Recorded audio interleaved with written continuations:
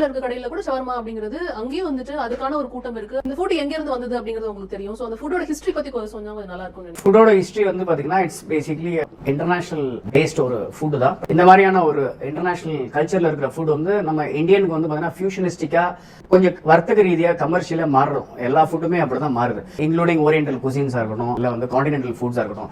எதுவுமே Indian foods தான் நம்ம இந்தியாவில் வந்து வி ஆர் சோ கிரேசி.